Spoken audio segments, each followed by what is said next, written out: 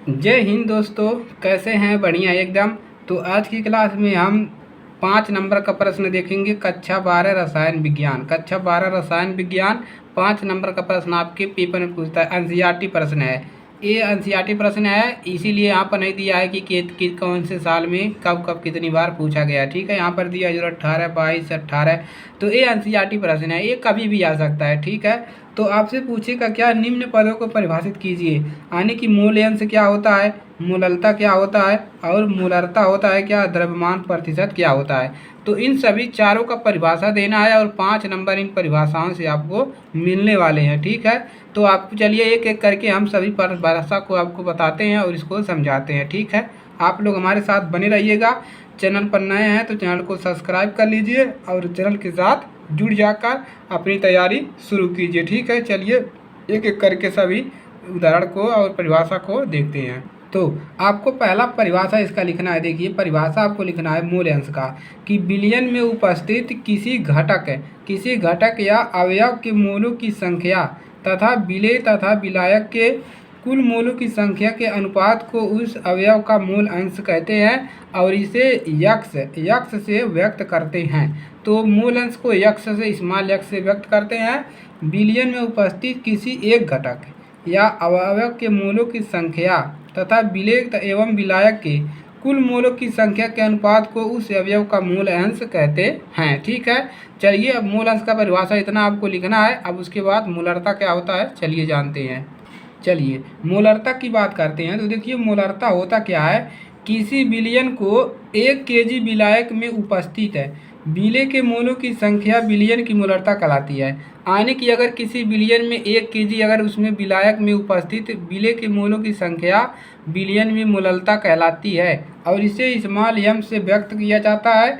और गणितीय रूप में हम मोलरता बराबर होता है, मोलरता स्मॉल एम बराबर होता है विलेय के मोल बटा में विलायक का किग्रा में भार। ठीक है, कितना विलायक मिला जा रहा है किग्रा में, ये इसका फार्मूला होता है। मोलरता बराबर विलेय के मोल बटा में विलायक का किग्रा में भार। तो इसका परिभाषा देंगे मोलरता का परिभाषा। ठीक है, अगला परिभाषा है आपका मोलरता।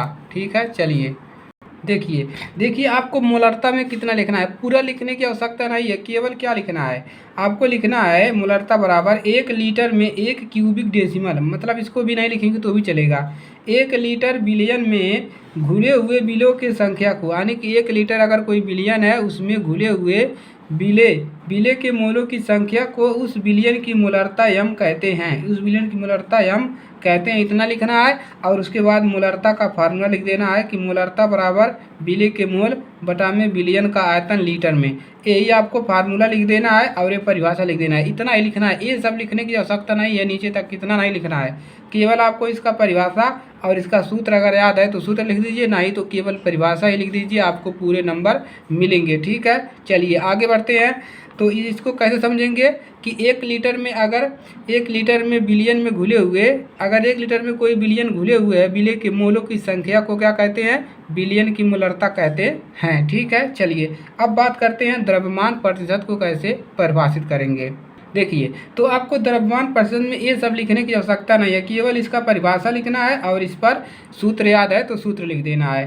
द्रव्यमान प्रतिशत क्या होता है, किसी विलयन में किसी अवयव का द्रव्यमान प्रतिशत विलेय के प्रति 100 ग्राम में उस अवयव का द्रव्यमान होता है। उदाहरण भी दिया है, यदि विलयन के अवयव A तथा द्रव्यमान WA तथा अवयव B का द्रव्यमान WB हो तो देह का द्रव्यमान प्रतिशत बराबर WA अपान WA प्लस WB गुणे 100। ठीक है, तो द्रव्यमान प्रतिशत का परिभाषा क्या है कि किसी विलयन में किसी अवयव का द्रव्यमान प्रतिशत विलयन के प्रति 100 ग्राम में उस अवयव का द्रव्यमान होता है। ठीक है, तो इतना आप परिभाषा लिख देंगे यहीं तक तो भी चलेगा।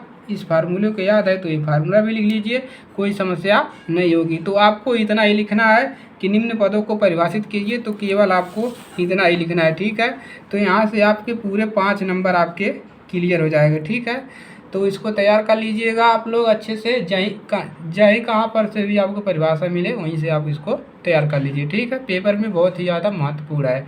तो आज के लिए सिर्फ इतना ही। और अगर आप चैनल पर नए हैं तो चैनल को सब्सक्राइब करके चैनल के साथ जुड़ सकते हैं और अपनी तैयारी शुरू करते हैं। मोस्ट इम्पोर्टेंट क्वेश्चन यहाँ पर कराए जाएंगे, ठीक है। चलिए तो मिलेंगे इसी के साथ नेक्स्ट क्लास में।